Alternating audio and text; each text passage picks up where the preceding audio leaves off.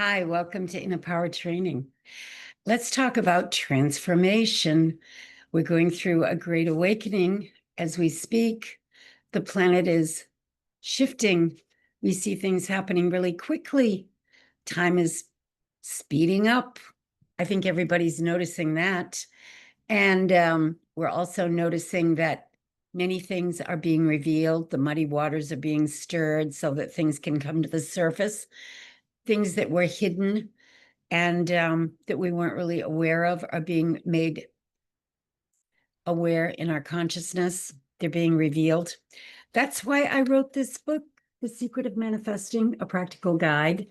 And then I wrote the follow-up book, The Secrets of Manifesting Mastery, so that you can really learn how to use your mind to focus on what you do want. You know, they say 80% of all the thoughts that most people are thinking all day long are negative. They just tend to react to things that are happening in their outer world. Once you learn to take control of your mind and program yourself to focus on the things that you choose, the things that you desire, the things that will make this world a better place, because it's not just all about you, it's about making it a win-win situation wherever you are. You'll be living in flow and things will just open up for you in a very harmonious way. You will get rid of anxiety and stress. You will relax. You will trust that things are always moving in a positive direction because you have a positive outlook. How do you get that way? Well, they say it's called spiritual awakening, self-realization. It has many names in many different cultures, but when it happens to you, you know it. You have this big, big aha moment. The switch goes on in your brain. Everything shifts from being stuck to being unstuck. All of a sudden, you connect with your higher self, that level of consciousness where you have freedom, because that higher self that is you, your real self, is eternal. It wasn't just born into this small body in this experience to have a short-term experience. It is eternal. You are a spiritual being who just happens to be going through a human experience for a while here on planet Earth to grow your soul, to learn something, to contribute. What can you contribute? Once you find out what your purpose is, what you came here for, it could be something very basic, very simple. It could be just, helping your neighbors, being a better person with whoever you come in contact with, or it could be a big purpose, some kind of big project to help transform the world as we go through this major shift. But whatever it is, it should give you joy. It should be something that makes you want to get up every day and do it, not something that's work, work, work. That is not the way we're supposed to operate. We are supposed to be living in flow, in harmony, and it's all in our perception. That's how we get to live in that state where the kingdom of heaven is reigning supreme within us. What does the kingdom of heaven mean to you?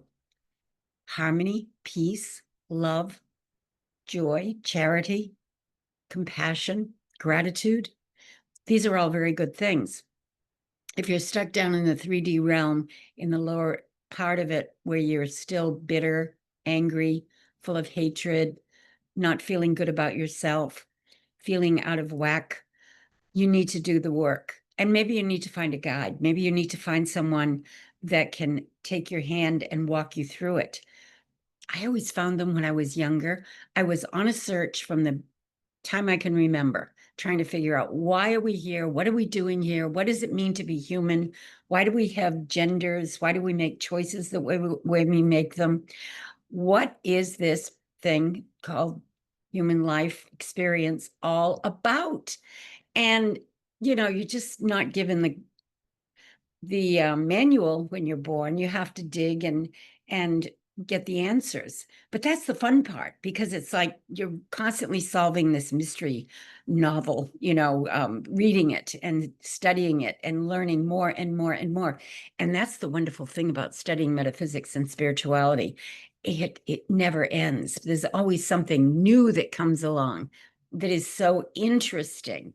But in order to change your perception, in order to shift into what you prefer to be living as opposed to being stuck in what you're not enjoying, you have to do the work. Get a notebook. I highly recommend a magic notebook. I've always had one. Write down, I am so happy and grateful that I have this. Think about your past, all the wonderful things that have happened to you in your past. And when you can conjure up that feeling that you got, maybe when you fell in love or when you are working in a way that was bringing you so much joy, or you were on a fabulous vacation somewhere, whatever that thing is that makes you feel really, really high vibration, go into the feeling of that. And then in your magic notebook, write down in the present tense what you desire as if it's already happened, and feel like it's already happened. And then it will happen because you're matching the frequency of the way you are, the way you're being with what you desire. So it has to show up. That's how this whole thing with being in the right state of mind, perception, frequency works.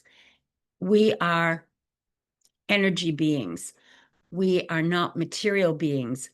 You know, they say if you took all the real matter that's in a human body, it would fit on the head of a pin. That's how empty space we are. But it's energy. Spiritual energy is what fills the universe. When you understand how to align yourself in a positive way with positive thoughts using a practice, it could be a spiritual practice. It could be your own practice where you just, study all the mystics. That was one of the ways I've done it, because I did have this big aha moment in my 20s, which made me want to figure out how that could happen, where all of a sudden I shifted from feeling trapped in my mortal body, fearful, to total freedom. I didn't even care if I had a mortal body at that point. I was so happy to break free of this feeling of being trapped as a human, to expansive consciousness, connecting with my higher self, realizing that we do have supernatural abilities, all of a sudden being able to be very sensitive to what people were thinking, and becoming more in tune with my supernatural powers, and putting them in perspective, though, so that I could make a study of it. And, moving on and reading the right books, I joined organizations. I joined the Christian Science Church. I joined the Rosicrucians. I've learned a lot from these organizations. I studied with the Yogananda group for 2 years, took their course, and became a Silva Ultramind trainer, teaching people how to get down to that level of consciousness. Because if you can't shift your consciousness through meditation to a different level, like Einstein said, you cannot solve a problem at the same level of consciousness that you created it at. So you have to know how to go within to slow down your frequency of your brain from maybe 12 cycles per second, or 21 down to 12, 7, 6, where you're at the alpha and theta level of consciousness. When you're there and you use your imagination to visualize, you can make things more real in your imagination. And they are more real in your imagination than they are in the 3D world. Because if you begin to study how our optic nerve works and how we take in images with our eyes, things are inverted, and we're not really seeing directly. We're seeing an image that is not the actual reality that we're looking at. Plus, we've learned through the observer effect that we're creating our own reality. So we're having an impact on what we're looking at. And that's why your perception is so important, because two people can be looking at the same thing. Maybe it's a piece of art, maybe it's a meal, maybe it's a house, whatever. They get their own perception because of their programming, and they all see it very differently. More than one person will look at the same thing and have different feedback. That's why it's very hard to get really good testimony from people that claim they have been an eyewitness to something, because everyone sees things in their own particular way. But when you start to get really interested in how to use your mind in a special way and get more control of your emotional states so that you become more of an observer and you're not a reactionary person reacting to every crazy thing that is presented to you, but you begin to step back and say to yourself, now, what does that mean?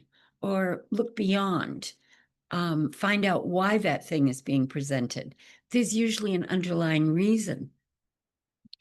And then you can begin to understand that nothing is either good nor bad. It's how you think about it. So that's where the whole perception thing comes in. Once you understand that you can perceive things through your own special lens, you don't need to be just accepting what everyone is telling you. You become sovereign. You become a free thinker. You become a manifester, and you find your inner peace.